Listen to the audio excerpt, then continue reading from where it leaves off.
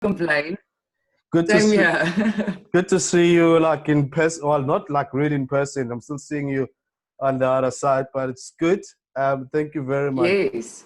Oh, it's a Success. pleasure. Thanks for inviting me. Yeah. Success. I thought with this, I'd like to use this to be very conversational, just really a relaxed environment. So Mm.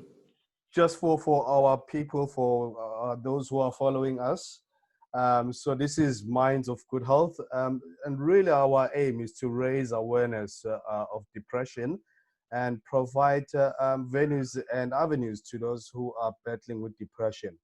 And I thought it would be great to just have a chat with you because you've been open and talking about mental health openly. So I thought it would be great to have a chat with you. And I thought maybe we can just start by just getting to know you a little bit better. So would you mind just telling us who you are? I mean, where do you come from? Where you grew up? Just tell us a little bit about yourself. Hi, Chris. Thank you very much for the opportunity to be able to share my testimony or my story. And it is great what you guys are doing, like you said earlier, creating avenues for people to tell their stories because it's so much needed. But in a nutshell, my name is Success Katlego Aleta Tia Lekabe, and I was born and bred in Potchefstroom township called Ikageng.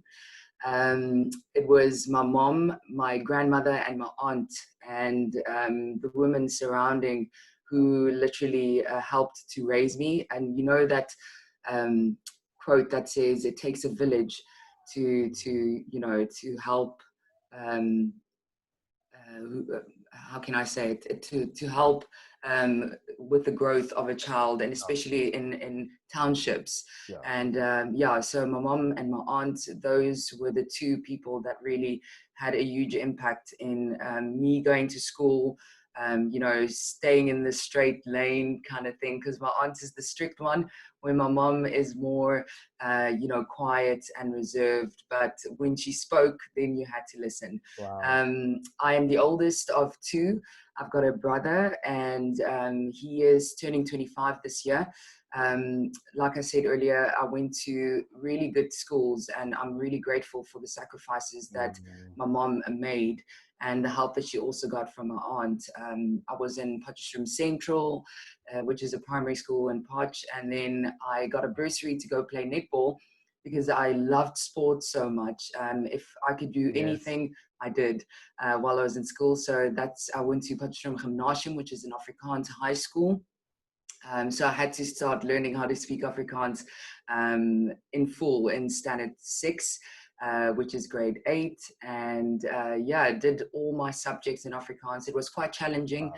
but luckily, with the great teachers and some of the friends that I had made while doing sports and being on tournaments, and also being in a hostel, helped a lot. So I heard the language, picked it up. If I made a mistake or pronounced something incorrectly, luckily there were people there to just correct me. Well, they first laughed at me and then corrected me. So yeah, it was an amazing time, challenging at times because my mom is a single parent, so there were challenges that came with that, Mm. and also having to prove yourself in that environment. Um, you know, don't just look at the color of my skin, but I am capable of doing a lot of things, Wow. some of the challenges that came with it. And then, after establishing myself in that community in Potchefstroom, making a name for myself, and all by the grace of God, by the way, I wouldn't be able to do it all by myself. I got another bursary to go to university, where I initially entered wanting to be or study biochemistry. But because of the netball, and I was doing so well, played for South Mm. Africa under 17 team, also played for, the all schools SA team, where we toured to England. The first time I was ever out of the country. Wow. So netball took me to the next level, and also the good grades that I accumulated because of my great teachers. I went to Potchefstroom campus, Northwest University. I decided to stay in Potch before I conquered the world. Wow. And I think it made my mom and them happy. So studied sports science and psychology. And then, yeah, my final year, was working during Art Club. It's an arts festival in Potch. And I was asked if I wouldn't want to be part of a radio station called OFM.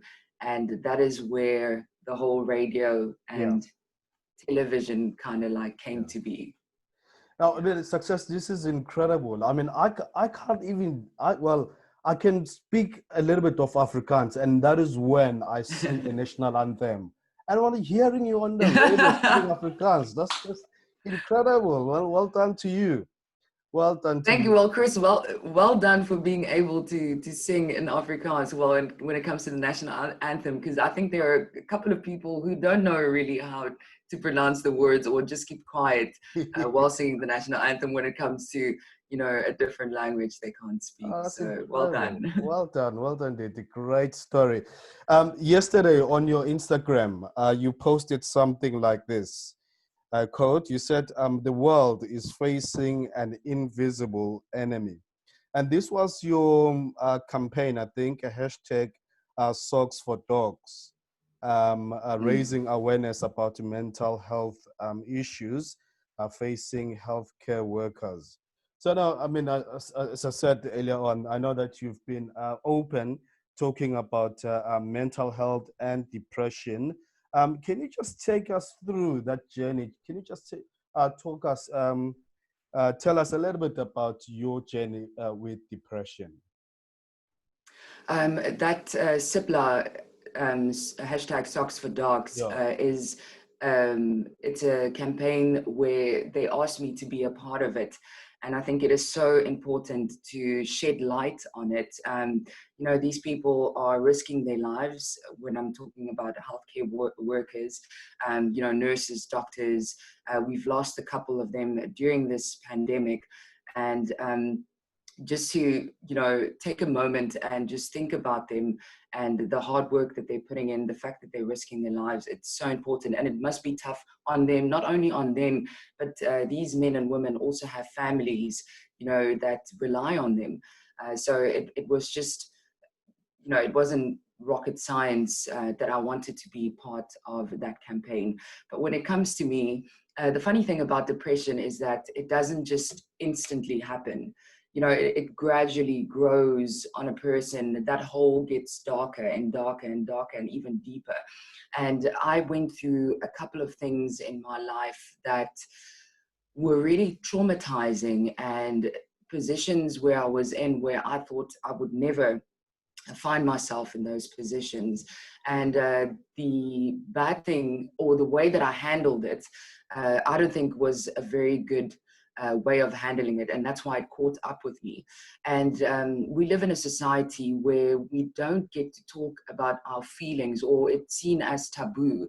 Where I was growing up at home in Potch, for instance, we never said I love you or expressed our feelings towards each other in the family. You kind of like just you toughen up, you get over it, and you continue, you carry on, and that is the sense of way of living that we just coping and coping and coping, and all these things that we're going through, we're putting it in a box, sliding it aside and then moving on from there, which is really not healthy. Because when it comes to depression, you need to talk about these things. You need to name the feelings that you're going through.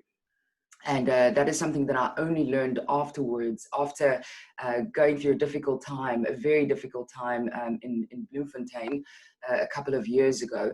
And it affected my work.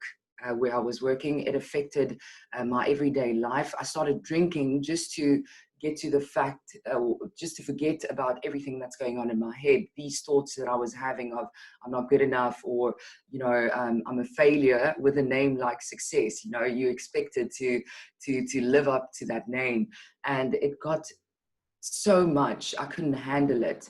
And I just continued. I just carried on, put on my smile, put on my mask, and nobody really knew what was going on inside. You know, it looked pretty from the outside. You know, I've got everything together. Work is going okay. I'm such a vibrant kind of person, and that's the other stigma too. So if you are a happy, clappy kind of person, you know, you can never feel depressed. But it happened to me, and you know, it got to a point where one morning, like I said, it affected my work, that I was late for work, and the disappointment that came with that was so big, and that I couldn't see getting past it. I couldn't see, you know, oh, it's going to be fine. You know, I'm going to be able to talk to my bosses and just explain, or I couldn't see that. That disappointment was so humongous and so dark that I went back to the dark thoughts again of, yes, maybe if I'm not here, you know, it wouldn't be such a bad thing, or people wouldn't, you know, go through these disappointments because of me. My parents, when I think about my mom, I never spoke to her about what I was going through, because I didn't know how to. How do I approach my mom and say, Mom, I'm feeling a bit depressed, or I'm feeling down, or I don't know how to get out of this. You know, and I moved away from home wanting to show them that I can make it in life. And that was another thing that was weighing down on my shoulders. Coming up from, you know, the background that I grew up in, and just wanting to show people that I can make it, I can make a success out of my life. Yeah. So with all of that, all those different facets of what people expected me to do, the things that I'd gone through throughout university, even, you know, while I was in Bloemfontein, the positions that I put myself in, there was this darkness weighing on me. And that day when I was late for work, it just triggered a lot of things. And I decided to commit suicide, or try to commit suicide. I'm so glad that it didn't work. So I only had Panado pills in my flat that I was staying in. And I remember taking them out of the cupboard, putting them on the kitchen counter, and there were like 15, 16 pills that were left.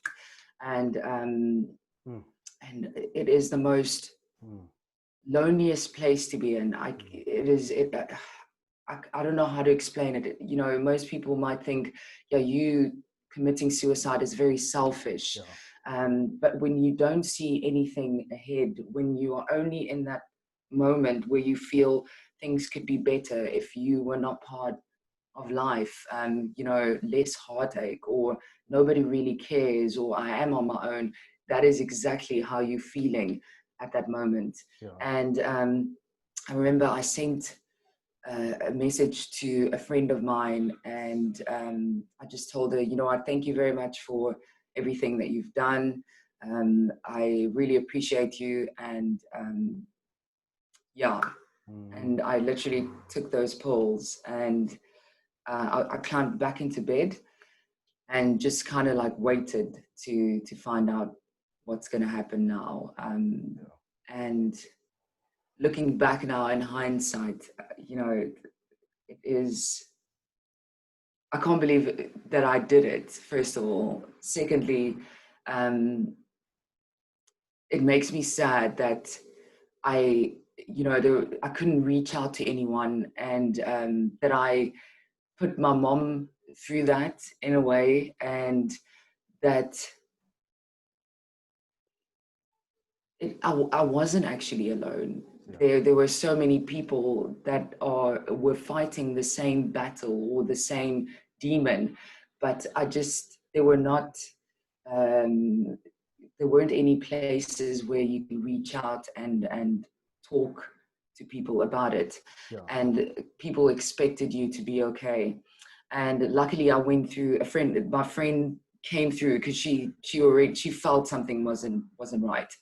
And so I just heard my door just, like, you know, go open, and she's waking me up and trying to see if I'm still there. And was luckily, but I was like so woozy and confused, and they packed my stuff up and booked me into a facility with the name Bloom Care.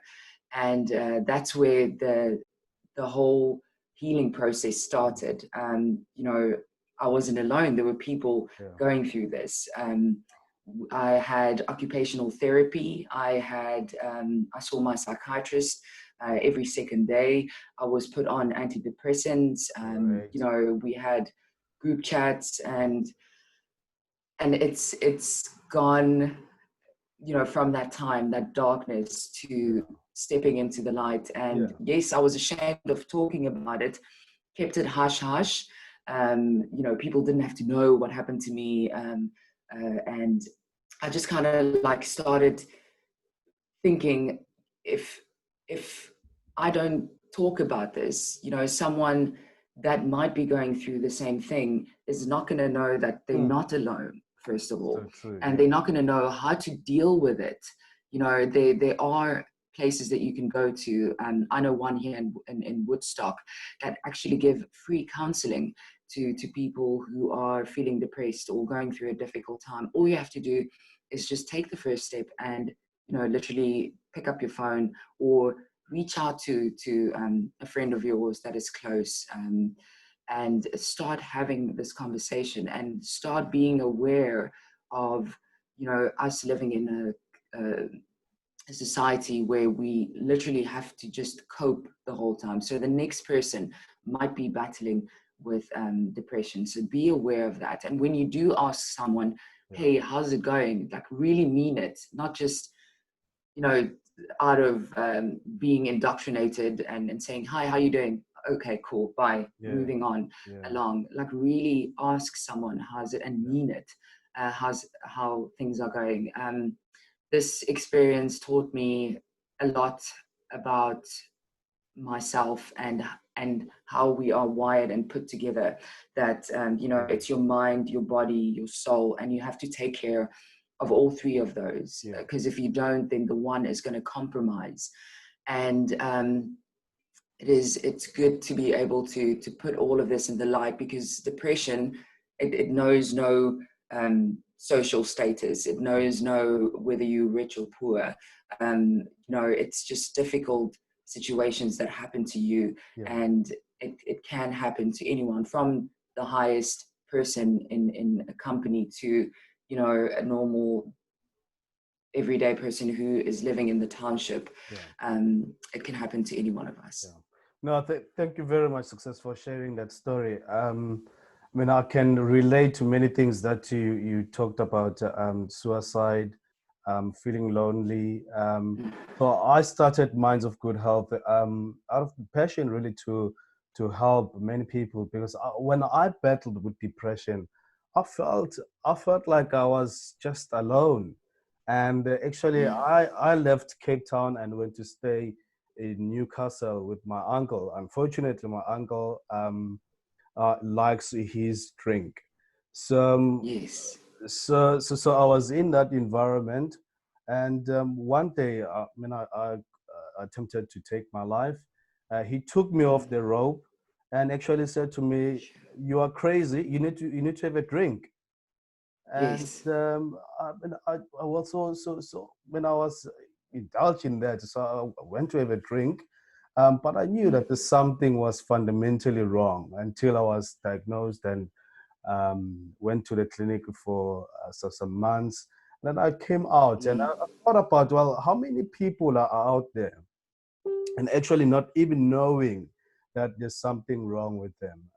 So Yes. that's why we are opening this venue, this platform, and having people like you motivating South Africans out there, saying, "Look, Mm. this is real, but you can get help." Just Yes. so leading on that success, what is your observation regarding mental health care in South Africa? I think we've come a long way. I really believe we've come a long way, and slowly but surely, it isn't the stigma or a taboo, you know, subject to be able to talk about. I mean, look at us now. We are sharing our stories and our experiences, which is a good thing. And hopefully people will be watching this video and start thinking and wondering, you know, am I in the same place? Maybe I should be getting some help. Yeah. South Africa, especially for me, for us being you know, of color, we don't talk about this. We really do not talk about this, and that is where, you know, the ball has got to get rolling. Where we are constantly, you know, putting it out there. We are constantly sharing our stories, creating platforms where people can literally just log in and know that they're not alone, and listen to our stories, and know that, you know, there is help out there. I think we can do more by putting structures in place, Yeah. especially in the workplace or at the schools. You know, there's subjects like LO. That was the subject I had back in school. I don't know what's called now, but where we spoke about, you know, biology, everyday lives, and you know, acquired skills, or we were equipped with like what really happens in life and life situations. And I think one of those things, you know, talking points should be mental health. Teaching kids from a young age how to tackle it and deal with it head on. You know, I think if I knew that I should speak out, or if I felt this way, maybe this is what's going on, or if I felt this way, this is the channels that you should follow in order of getting help. So putting structures in workplaces and schools to teach people about mental health, I think that we can do much better in that regard. Yeah, great. And just perhaps a last question. How would you, so here's someone saying, look, I think I might be battling with depression. What would be the first thing that you would say to them? And another person saying, look, I am actually battling with depression. How would you encourage that individual? Well, the first thing I'd say to them is that they're not alone. That is something that you and me, you know, got to experience and understand, because when we were in that dark place, we felt that we were alone and no one understood. So that is the first thing that I tell them, that they're not alone. And the second thing is that they will get through this, but only if they reach out and ask for help, if they take the right medication. Because depression is just like, or mental health illnesses, is just like any other illness you get. You know, if I broke my leg, I would have to go to a doctor to get a cast on so that my leg could grow back proper, or the bone could grow back proper again, and then I'll be able to walk again. You know, so mental health is like that, or mental health illnesses like depression or anxiety. If you get the right medication, if you get the right treatment for whatever mental health situation that you're going through, or illness, it gets better. You get your life back, you get control back of yourself, and yeah, it just takes that one step into the right direction to get healing and get the process going. Yeah. Cool. Well, thank you very much, Success. I don't know if you have any last remarks, anything that you just like to add or say to South Africans as we are battling with COVID-19 at the moment. And a lot of people really are facing hard times. Yes. Some people are sad, and some people would confuse sadness with depression. So I don't know if you have any remarks there. You are right. That is so right what you're saying, Chris. I think this is a very difficult time for all of us, in all spectrums of life. It affects every single one of us. And the other thing that's a theme I just want to put out there. It's that you're not alone. And it is so important to start conversations, to start talking about this. Do not just go through it alone, or think that it's insignificant, whatever you're going through. And yes, you know, our emotions are going to be flaring up. Sometimes you're going to feel so good, and the next time you're going to feel like you don't even want to get out of bed. Go through that, you know, put a name on it and name it and say, yes, yeah, I'm feeling down today, and work through that. And that is the very most important thing, to work through whatever emotions you're going through, and not just to put it in a little box and like shift it aside, because at some point that those emotions are going to surface at a point, and you know you're going to explode. So go through those emotions and know that you're not alone. South Africa, South Wow. Africans, like Cyril says, my fellow South Yeah. Africans. And yeah, start talking, because if you start talking about these things, it's amazing how, you know, you're not necessarily going to get immediate change, but you're going to feel much better. It's almost like a burden that has been lifted. So Yeah. I think we should just start talking, be there for each other, be kind to each other, be kind to yourself as a person.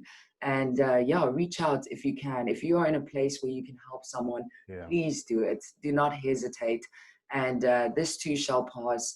And I know that God has a plan, and it's a plan to give us a future that we hope for, and to give us life in abundance. Yeah. And I just pray that you know, that we'll get to the Yeah. other side. I know that we will. So Yeah. yes, Wow. Success. Let me just say this was a successful conversation, chat, interview. Thank you thank very you. much. And look, I know for sure that with this interview, with this video, you have touched someone's life out there in South Africa. It might not be in Cape Town, maybe not Johannesburg, maybe not a Mm, big cities. Maybe there's a child out there that is thinking and saying, look, I mm. want to be like Usisi's success one day, and I'll get through this. I, You know, it's anything is possible. Personally, I was encouraged by the late Brown Dash. I mean, I've met him yes, once, yes. and I don't even know if he knew my name or anything. But the man encouraged me, and I give credit to him on a lot of things that I've achieved in Yeah. life. So thank you very much once again, success, and all the best to you. And love your story. Please, guys, follow Success on Instagram and their campaign, Socks for Dogs, right? Yes, Yeah, it is. cool, Go check it cool. out, please. Yeah, And great. and Chris, Yeah, I just want to say a last thing. What you are doing is phenomenal. You know, sharing your testimony, and again, creating a platform for people like me, or even other people, to just tap into. And you know, you are a voice to a lot of people who can't be a voice right now, or who feel maybe I shouldn't talk about it, or they feel it is taboo, or they can't go anywhere and talk to someone about it. So thank you so much for doing it. And I hope that this venture of yours is just blessed in so many ways, and that you'll just continue doing a great job that you're doing. cool. Thank you very much, success. And yeah, enjoy your, is it weekend now? Yeah, weekend is starting tomorrow. Yes, Yeah, yes, it excellent. is. The weekend is here. Weekend is here. Thank you. Cheers. Bye for now. Bye. Bye.